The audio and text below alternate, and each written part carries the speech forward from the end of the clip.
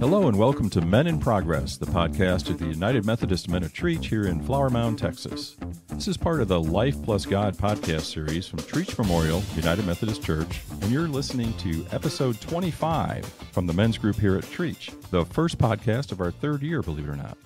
I'm your host, Dave Casey, and as we look ahead to 2024, we find our country in a little bit of turmoil, really.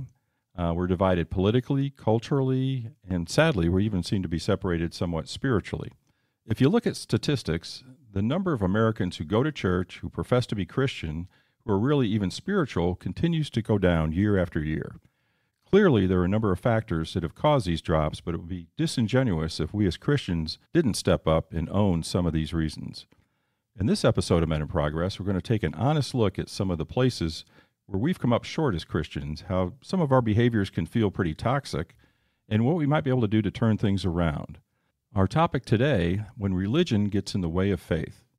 Well, joining me to discuss this are three of the brightest guys I know who won't be bashful with their opinions.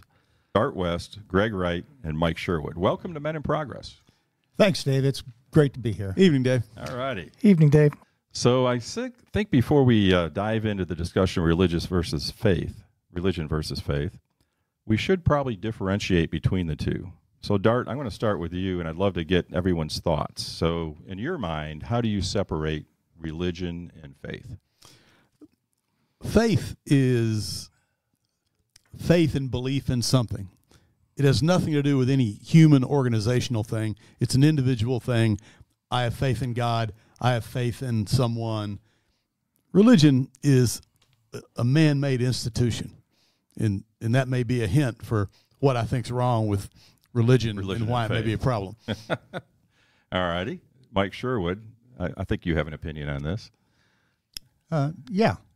I think that much like Dart said, religion is a process of bringing people together to accomplish something. Hopefully it's glorifying God. But in that process of bringing people together, it takes people who I believe everyone believes differently from everyone else.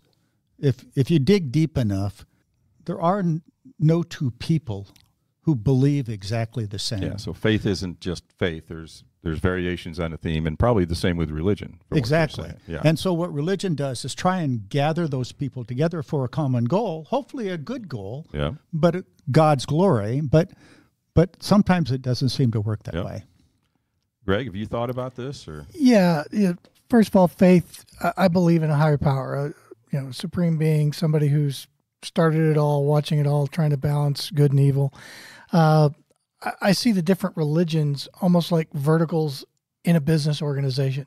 Sometimes they're aligned, sometimes they're opposed, different rules and different accountabilities, different report structures, if you would. Sure. And I'll reserve my opinion for a little while, but I'm going to consult our old buddy Daniel Webster. It says, religion is a personal set or institutional system of religious attitudes, beliefs, and practices.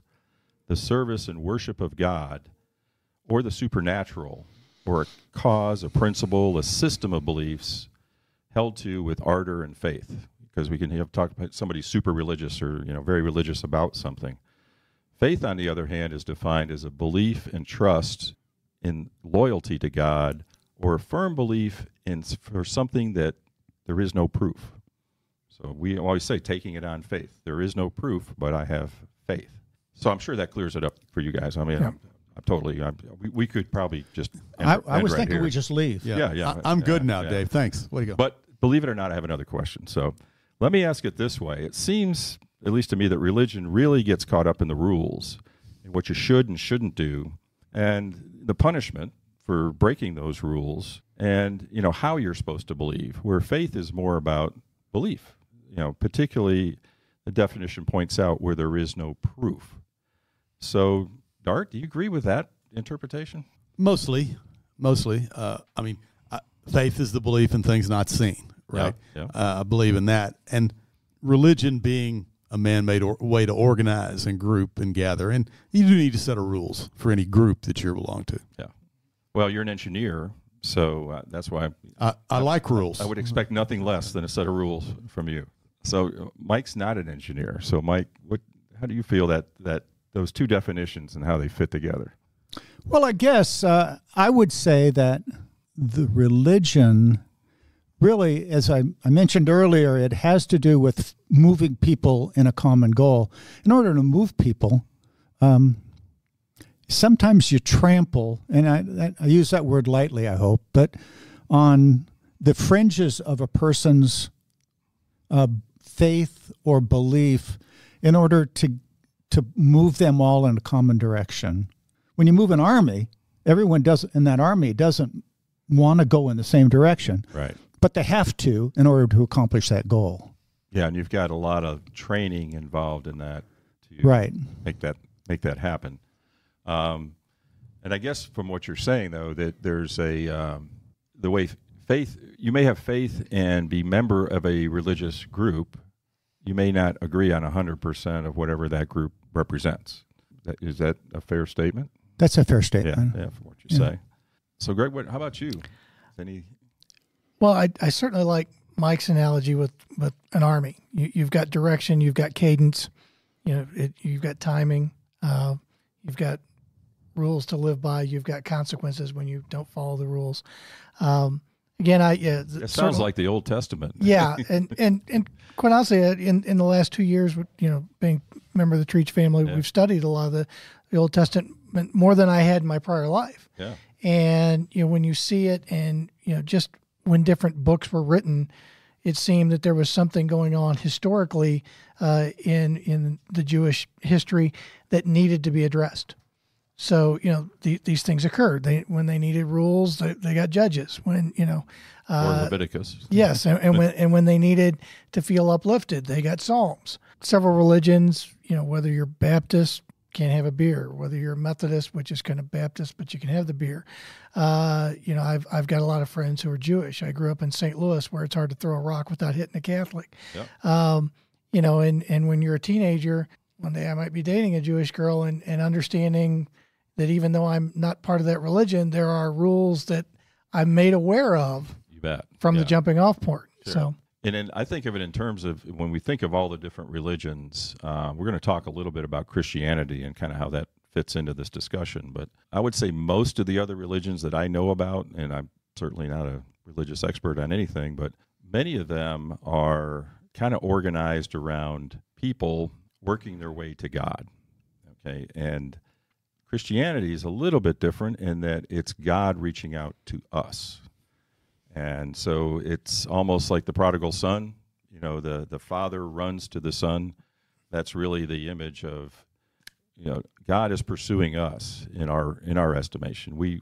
He's already taking care of our salvation. We just have to accept that and things like that. And I think most of the other world religions have a little bit different approach to that. And I'll let Dart opine on that, since I know he has some philosophy background and has studied some of this. Well, fundamental thing about Christianity is grace. Correct. That's what you're talking about. We're extended grace. We are extended grace, and we cannot lose our salvation by our actions or gain our salvation by our actions. No earning your way. Which is very difficult for humans to accept. Yeah. And it is very different from most religions. And many people, many other people within the Christian faith will argue that that's not true. Yeah. That's called easy grace or free grace. Yep. Yeah, there's that concept of free grace. Yeah. And so when people think of Christians, do you think they associate us more with a religion or with faith? I think that most people, you talking church people or unchurched people? Well, people, let's say somebody that's not a Christian thinking of a Christian. Then I would say they probably don't differentiate between the two, but to criticize religion and probably admire faith without really knowing that they're seeing two different things. Yeah. I think we all know a lot of people that say, well, I'm very, I have faith and I believe in God and all that, but I just don't, I'm not going with this organized religion thing. I'm spiritual. Yeah. We call it spiritual. So Mike, what's your take on that? It's interesting to me. I mentioned trample earlier on what religion does is it kind of tramples on the edges of our faith. And I think that when people look at us as Christians, what they're looking at is how we trample on ourselves and more often on their actions. Right now, the big thing is one of the big things is church and school. Is it, should we be saying prayers? Should we not be saying prayers? And if I was a Jew, I'd be saying they're trampling on my right. You want to say a prayer, and I don't recognize that person as a deity. So I think that when we hear about how the world perceives Christians, I think mostly they're looking at where we have superimposed our belief system on other people. Mm-hmm. So that's kind of part of my next question, and I'll throw this one at Greg. So based on it, do you think that sometimes we people of faith take on this holier than thou mindset? You know, or where does that fit in? Well, there's far too many examples of folks who have taken on that holier than thou mindset. So there's just far too many of them out there. It's hard in the course of being a human being to not espouse your own virtues and chastise folks for their lack of them. It's just, kind of a natural, I don't want to say competitive, but we're called not to judge, but it's real hard not to judge. Yeah. We're the judgiest, non-judgmental people around. So, good term. I'm going to remember that one. Yeah. Somebody used a term the other day on me, curmudgeonly, which I thought was interesting. I didn't think I was old enough to earn that. Oh, yeah. There's a lot around the table here that got that going. Yeah. It's hard not to get sucked up into that. I've got a younger brother who's very liberal, and he's very quick to point out holes in my armor, false faith, things like that. But yet he's the product of a Jesuit education as a Methodist, and then turns around and starts bashing organized religion at the drop of a hat. And it's baffling to me. Did he get straight A's in that Jesuit? He had a lot of what some folks would consider white privilege as a result of that education, and then turns and denigrates it. So it's been rather. It always leads to some very interesting conversations. I want to go to Thanksgiving at your house. Yeah, we're all in on that. So our podcast for March coming up is all about hypocrisy and its damage it's doing to the church. A good thing we're not going to talk about that here. No, but we'll do a couple, maybe just a little bit of lead in here. So do you think hypocrisy is just missing the whole point of faith and leaning into the religion side of things? What do you think, Darth? I do a lot of thinking about things about being hypocritical. Alyssa Robinson had a podcast recently and talking about that. And she was wondering why. The question was, why is so much hypocrisy in the church? Yeah. And I thought, well, where else would it be? I mean, the definition of hypocrisy is saying you believe one thing and doing another. Right. If you don't say if you don't espouse any values, no matter how you behave, you're not a hypocrite. Correct. Yeah. There's a safe place there. Yeah. Here, as Christians, we have we publicly announce a set of values and actions that we hold ourselves to. Yeah. And we go find a Christian who says they meet that, and I'll tell you that's somebody lying. Yeah. So we are all hypocrites all the time within our sanctification process until we are with God and become part of that. So if we're doing it right, once we make the statement, we should follow it with, but full disclosure, I haven't done that, or exactly. I don't do that, or I should do that. I think what most people really mean when they say hypocrites is when people judge you for an activity as being guilty of something, but they do it themselves. Sure. I mean, of course, they can say I'm not a Christian, so it doesn't count. Yeah, there you go. That's it. So this is kind of tied to that, Mike, is another good way to look at this. So can you think of times when you've seen hypocrisy clashing with faith? Not so much. Oh, you mean in other people? Yeah. Okay. That's probably I'd hate to hold a mirror up here or anything. Yeah, I think actually hypocrisy strengthens faith in me when I self-reflect. Correct. But I think reflection isn't happening as often as it needs to. Yeah. So I think hypocrisy actually is a critical step in my sanctification. And it's even more striking when someone else points it out rather than me finding it. Well, it just saves you time, Yeah, that's true. I'll let you know. As soon as I see something, I'll let you know. Yeah, and if you look at some of the great authors, Christian authors over the years, Charles Schultz. Charles Schultz is a good one. Yeah. St. Paul, Minnesota.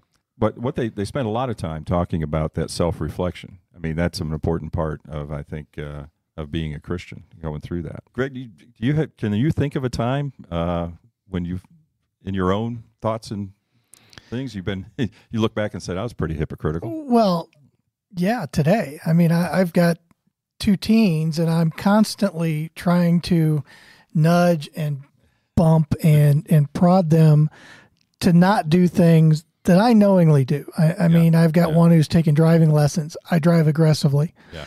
And then I try to, point out the things he shouldn't be doing. So, are you doing the self? Will you teach him, or have you sent him to driving school? At a driving school, and probably a wise move. And certainly, there's various stories of different behaviors, that I exhibited as a teen. That sure. I try not, that I don't want to see my kids do, but certainly, I did it. It was and I assuaged myself with, it was a different time. Yeah. Not really. It's the same standard, and I think that's happened generation to generation since generations began. Well, I mean, I heard myself saying stuff to my teens the other day that, quite honestly, I know that I heard my dad making the same complaints to my mom about me and my brothers, and I remember my dad stopping when he was talking to my mom, saying, "Oh my God, my dad used to say the same thing to my mom."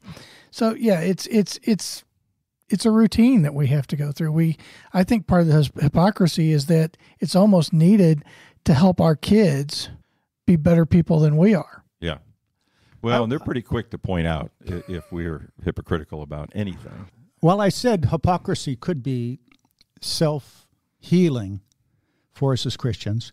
There's a requirement in that process, and that's that we acknowledge that hypocrisy. Right. And hopefully one of our Christian brothers will help us that. But boy, it sure seems like we give people an awful lot of room right now to stay in the tribes, which is what a religion is. A religion's a tribe. Sure. To maintain that strength in numbers in our tribe, we grant people an awful lot of leeway. So what's interesting to me, and how do we get to this place where people who are not Christian, and you'd think they would struggle with the same hypocritical thoughts, somehow characterize Christians as being more hypocritical, thinking they're perfect, or looking down their noses because they're people of faith. So, Mike, do you think these behaviors are really so prevalent among Christians that it's actually the truth and not really a stereotype? No. Well, that's good. That answers that. No, I think that we all act the way that we act. And I don't think that I'm any less hypocritical than anyone else. Mm-hmm. I think that the benefit of my job, I work alone. I have a lot of alone time, so I have a lot of thought time. So it gives me maybe a better understanding of me than someone who might not have that much time. But I don't think that we are any better, because I think that there are values, human values, that bring value to some whether we're Christians or not. Sure. The Jews have a great history, the Muslims, whatever. Yeah. So to the extent that we show God, whoever that God is to the people, is the extent that we're seen as hypocritical. So, I think what you're saying is, regardless of what people's perception is, the way we turn the tide is we just be ourselves, and we try to do the right thing. There are always going to be people that criticize Christianity and say that we're hypocritical. It's just a matter of, how do we react to that? Do we jump up in their face, or do we just say, we'll just keep doing what we're doing and just keep judging us and see what you think over time? So now let's go back to religion, since we kind of really went all over hypocrisy. So what role should religion play in faith? Does it, is it how we worship and how we express our faith? Does that matter? Greg, what do you think on that? Oh, yeah, certainly it matters. People are raised, or, even from childhood, there's certain standards that your parents pass on to you, your relatives, and so forth. So there's a comfort level Some people are more comfortable, with a church that might be more animated, more music. Some folks are more comfortable in the more traditional types of religions where there's a very rigid calendar for how the services go. And I think people need to have those choices. I don't think you need an infinite number of choices, because then you won't have any group large enough to sustain anything. And, it kind of goes back to, I mentioned, Catholics and Jews, and, there's some similarities, but there's still differences Sure. as well. As my father used to always say, exactly alike, only different. So, yeah, and I think there's a reason for it, and I think there's a need for it. I don't think I'm all that old, but I've seen some religions fade, and I've even seen new ones come along. Yeah. And again, it's what some folks are comfortable with. Yeah. Dart, what's your opinion on that? Is doctrine important? I mean, is there a reason to have it, and how does it intermingle with your faith? I think it is important to have it, but I think most people misunderstand it. And, of course, I think I do, right? I'm the humblest one here. But it's that, to me, religion or the church, I use those interchangeably sometimes, is something I need for me to maintain my faith. Left alone to my own devices, I will seek the ditch. Yeah, I have history. It's a support system for your faith. I need it for me to stay on the path of steadily improving. Yep. To try to follow my Savior's desires for me to be like Him, right? And that's so. And also, if I want to serve and get something done, it's better in a group. It is, I enjoy the fellowship. I enjoy the social aspects of it and the friends that I know here. So for me, I'll be one of the first ones to criticize church, religion, and all that kind of thing, because I don't like organizations in general, but I also know that I need it. I need it. Yeah. I think there's a lot of aspects to that it is a support system. So, Mike, if we really are focused more on faith rather than on religion, do you think we might focus a little less on who we welcome to the church and just welcome everyone that wants to come and worship? Well, I think that maybe I wouldn't agree with your predicate that we focus more on faith than religion, because religion for me, one, I self-select my religion. Yeah. So I could be a Baptist or a Hindu or a whatever, atheist or a Jew. And two, I find comfort in religion that I don't find in my own personal faith journey.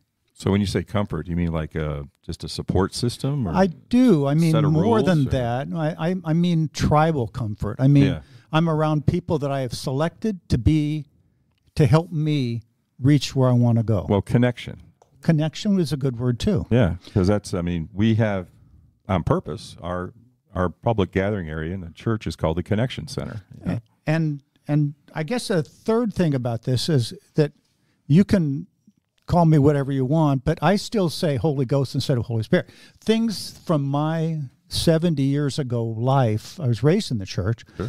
So those things give me comfort. And there are some parts of the church that the prayers of the church that for a long time I wouldn't say. For instance, I wouldn't say in the Apostles' Creed? Yeah. Okay, risen from the dead? Body risen from body risen from the because I didn't believe it. Right.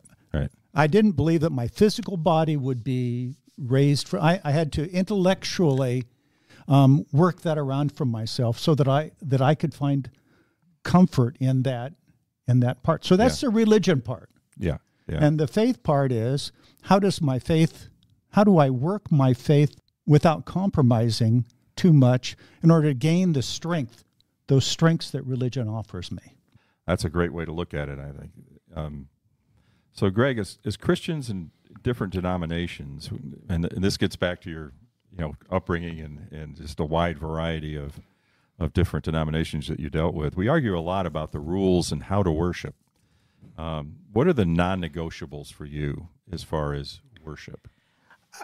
and kind of the worship experience, I guess. I would have told you 2 years ago there would have been a finite set of non-negotiables, but I will say that the Trietsch experience has actually kind of, whittled that down. It's diluted it because much like, the United Methodist Church has doctrine, Trietsch does it a little differently. I was part of a United Methodist Church in Richmond, Texas, and it was a very different program there, different feeling, different vibe. I've lived all over the country, East Coast, West Coast, Methodist Church, Christian churches, non-denominational churches. So I would say right now, I don't have a fixed set. I lean more towards contemporary because in my house with teens, music is a very big thing in the house. Yeah. They've always got it playing. I think that as a father in modern times, the fact that my kids are playing contemporary Christian music in the house versus some other less desirable music is a plus. Yeah, it's a big win. Yeah, I'll take the win because I take the L a lot on different things. But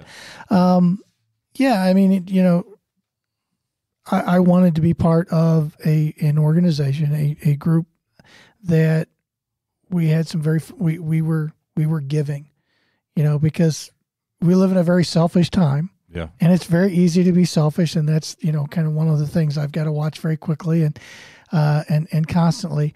And Trietsch really focuses on giving back to the community. There's always something to be doing and to be giving. And when I am weak, I have surrounded myself with people who will pick up the phone, who will text me, who will talk to me, who will seek me out. Say, I haven't seen you at this in a couple of months. We need you out here. Yep.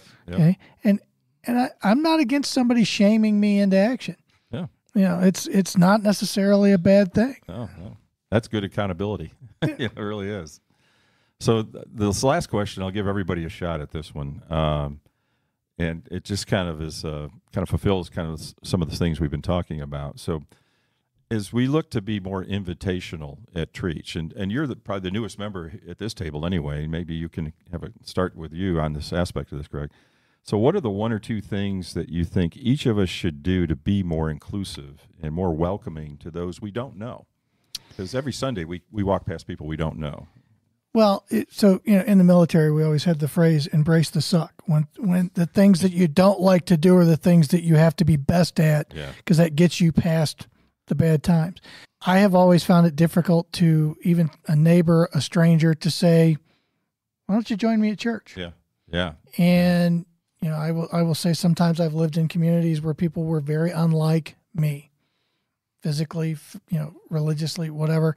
So to reach out like that, it's a vulnerability that I'm very uncomfortable with. Yeah. But I've started to do it. I've got a neighbor that literally on Saturday doesn't come outside because he knows if I see him, I'm going to talk. He knows when the third Saturday of the month is coming up because he knows that week I'm going to talk to him about the men's breakfast. Yeah. You just start hitting him up on Wednesdays. Yeah, I got to hit him up earlier, but. Yeah, so those are the things that, again, doing the things that are uncomfortable. It's very easy for me to get out and do work. Yeah, it's hard for me to communicate to people about feelings and emotions. Sure. Wasn't raised in that household. Well, there's always that. I don't want to be that guy. Yeah. Just kind of trying to coerce somebody. Yeah, to go to church. I cry watching Hallmark movies, but that's where I like to leave it. Dart, can you think of a couple things we can do to be more invitational? I think being authentic is just key, and I think that whenever we try to do things that don't feel authentic to us, it's very likely to fail. So I was talking to somebody the other day about this of like if I knew of a diet that worked without me having to change anything about what I eat, I get to eat whatever I want, drink what I want, and still lose weight, I would tell everyone I knew. And if going to Trietsch was that diet, we would be overwhelmed with it. Yeah, okay, yeah. So why is it that something that most of us feel is life-changing and eternity-changing for us, we are uncomfortable talking about? this is something I think we all need to work on, is why do we come to church? Why are we Christians? And think about it and be ready when somebody says, Dave, what the heck are you spending all this time and your money? You have a weird hobby. Yeah. And you need to be able to, as we used to call it, give your elevator pitch, which is, this is why my life is better because I'm a Christian. 30 seconds or less. That's it. Every word counts. Every word counts. And I think that's something that we should all focus on internalizing for ourselves, that story. So when the opportunity arises, you're ready. And it's not standing on a soapbox and screaming at people they're going to hell. Yeah. Just makes me irritated. It's marginally effective. It makes me want to stop and make them cry, or at least kick the box out from under them. Right, exactly. So when I was going to UNT, there was always guys at the edge of the campus, waving signs about that. But so I think that's the one thing I can think of is and try to act like you're a Christian when you're not at church. If you got that fish on your bumper, don't drive like a jerk. Come on, try to be kind and nice to people. That's why I got a bare bumper. Exactly. All right. Well, I don't know if I should have left Mike for last, but we're gonna quiz him on this. How are we can be more invitational? I'm going to turn it sideways and say that for me, we've got people sitting in our pews every week that go to church, get ignored, and walk away. Yeah. It would be nice if we just talk to the people in the pews. Yeah. And I really honestly, that's something that I do. And so it's easy for me to give that answer because I'm comfortable with it. I've gotten complaints. Yeah. Yeah. Well, if you're in sales, you always go where the prospects are. And if they're already in a pew, I mean, they're halfway there at least. And the next step of it is, there's an old saying that no one cares how much you know until they know how much you care. Yeah. So if I stand on that soapbox and yell at people and I don't care about them, they don't care about anything else. Yep. Yeah. And so the first step has to be building that relationship with the person and then inviting them to church. And if we start the other way around, it just ain't going to happen. That's a recipe for failure. Yep. Excellent. Boy, I've got a guidebook now on how to be more invitational. Dave, if I just want to chime in real quick, because I believe in every service we have that moment where the pastor invites everybody to welcome somebody else in the crowd, and it's amazing. I have tried each Sunday to go further and further to the next pew and the next pew, to where I've kind of locked in when I see people lowering their eyes, basically not wanting to interact. That's a magnet for me now. Oh yeah, go get them. And but in doing so, and I think this touches on a couple of the last few points, you're inviting conflict, and I don't mean that in the bad way. I mean, I know, obviously there's folks here with some sales experience.